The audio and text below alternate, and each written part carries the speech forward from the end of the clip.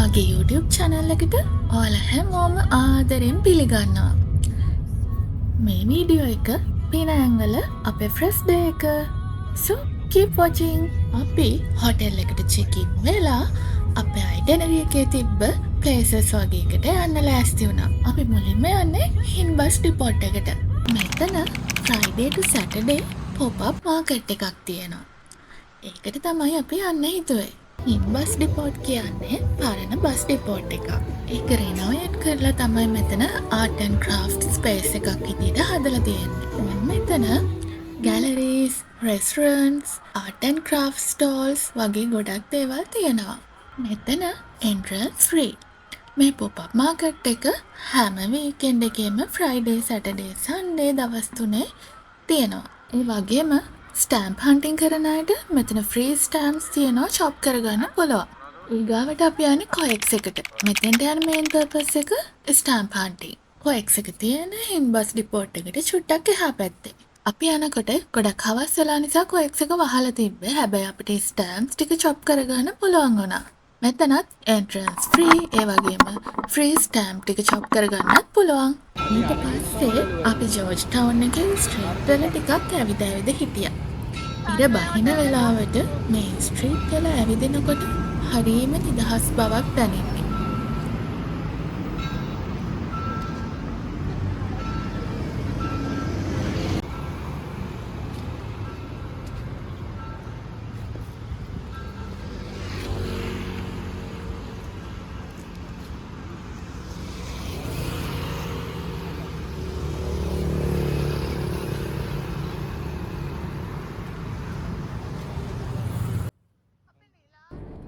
ඊට පස්සේ අපි ගියා චයිනීස් රෙස්ටොරන්ට් එකකට කෑම කන්න. ඒකේ නම සීෆුඩ් චෝ. එතන තිබුණ කෑම වලින් මම කැමතිම ස්ටින්ග්‍රේ කරි එකයි ගාලික් බටර් ප්‍රෝන් එකයි.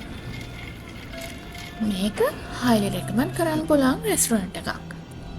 මෙතන කෑම හොඳටම හොඳයි වගේම හොඳ කස්ටමර් සර්විස් එකකුත් දුන්නා. ඊට පස්සේ අපි තව ටිකක් ජෝර්ජ් ටවුන් එකේ ස්ට්‍රීට්ස් වල ඇවිද හිටියා.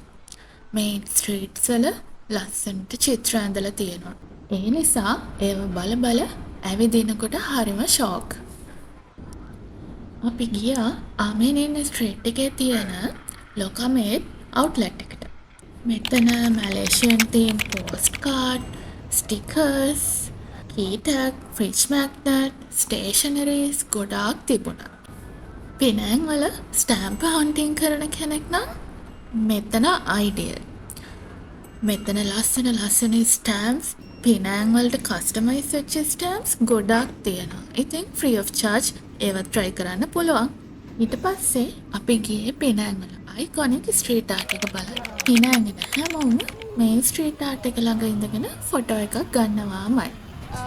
අපි තව ටිකක් ස්ට්‍රීට්ස් වල ඇවිදලා ස්ට්‍රීට් ආර්ට්ස් බලලා හොටෙල් එකට ගියා. මොකද ඊළඟ දවසේ ගොඩාක් දේවල් අපි ප්ලෑන් කරලා තිබුණා. ඉතින් ඒ දේවල් මොනවාද කියලා ඊළඟ vlog එකෙන් අරන් එන්නම්. Thank you for watching. Bye.